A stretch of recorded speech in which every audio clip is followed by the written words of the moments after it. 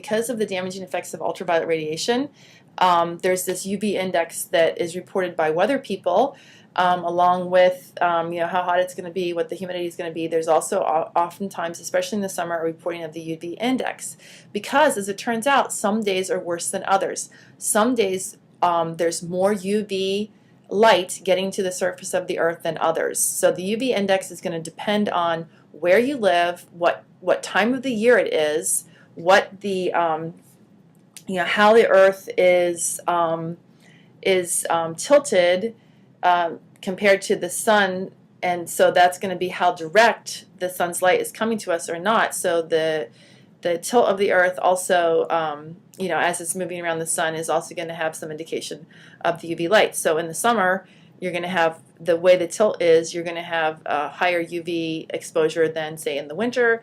And depending on where you are, latitude on the earth, it's going to be higher or lower, depending on the cloud cover. And so there's just been this index so low, it's not so bad. You should be fine. Just wear sunglasses. Just be careful, even if it's low in the winter. There's going to be more reflection off the snow and whatnot if you live in a place where there's snow. At moderate, you should take precautions. Definitely wear sunscreen. Avoid the sun at the hottest part of the day. It's not really the hottest part of the day. It's when the sun is the highest in the sky. The hottest part of the day is usually later in the afternoon. So at midday, you should stay in the shade. And then it just goes to extreme where, it's just very, very dangerous, and you can get UV damage in a very short amount of time. All right, so that's the UV index. It's color-coded, and there's a number associated with it. So you can kind of gauge, how long should I allow myself to be exposed to the sun on this particular day. I could be outside doing yard work or whatever, playing outside, and be fine for hours and hours, or if it's an extreme situation, you best avoid the out of doors or keep yourself covered up one way or the other. All right. Now, the reason why we have this UV index is because of this awareness that skin cancer, especially the deadliest type of skin cancer called melanoma, has been correlated with people's exposure to ultraviolet light, UVB region light. And what they found is over time that the skin cancer rates have increased.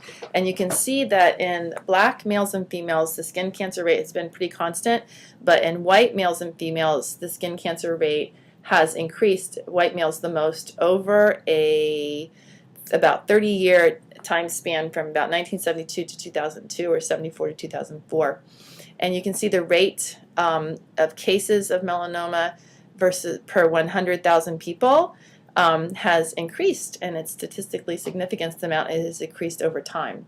Now, just because, let me just say something, just because the incidence of melanoma has increased more for white males than black males or females, it doesn't mean that people of darker skin don't need to worry about melanoma. As it turns out, even if your skin is dark, you have more natural protection versus from the ultraviolet light, but the cases of melanoma that occur in people with darker skin are actually more deadly. So like the death rate is higher for people with darker skin than lighter skin, and people aren't sure why. It could be that it's harder to detect, less noticeable, and then until it's too late, or there's the amount of ultraviolet light that's getting to those people is more damaging, so the cancer is more severe, a higher stage of melanoma cancer than in the white population. So just because the rates are lower doesn't mean that it's not more deadly. It is. So both people of dark skin and light skin need to be mindful of their exposure to ultraviolet radiation and take the same types of precautions, wearing sunscreen and or clothes that cover, especially like hats or sunscreen on your ears and your face, places where your skin is exposed more to ultraviolet radiation. But anyway, the bigger question here is why is it that the cases of melanoma are increasing over this particular period in time? So what's going on with the ozone or with the ultraviolet light that's causing people to have more skin cancer? And not only that, But the ozone doesn't just affect people, excuse me, the decrease in the ozone concentration, which is what people think is happening to increase the chance of the melanoma cases. In other words, more ultraviolet light is getting to the surface of the Earth, must be due to a decrease in ozone. It also affects plants and animals and other tidbits. And tidbits, I mean like non-living things that can be broken down, plastics that are outside for long periods of time, like lawn furniture or tires on your car or whatever. But so the plants, you know, because there's bonds in plants, the ultraviolet light is causing genetic damage to plants and animals, disrupting the reproduction of the plants and the animals, and also the plants and the animals. The plants especially don't grow as big in the presence of ultraviolet light. Also marine life, especially the phytoplankton and larvae and fish eggs, things that kind of float on the surface of the water and or depend on the visible light for an energy source, are damaged by the marine life, are damaged by the UV radiation. Plant growth, like I said, is suppressed. So it's not just people that the decrease in the ozone, which must be happening in order for more ultraviolet light to get through the atmosphere, in particular the UVB, that does this kind of DNA damage.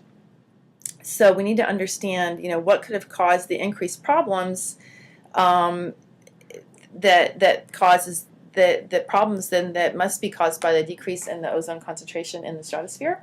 And so to understand that, we really have to understand a little bit more about the type of chemistry that's occurring in the atmosphere. So what's definitely clear is that there's been, over time, more damage to plants, animals, and other things, more damage to people, and the best evidence is the increase in the skin cancer rates. And then, so we need to understand then what's going on in the atmosphere. The Chapman cycle, if everything's going well with it, it should keep a steady state concentration of ozone.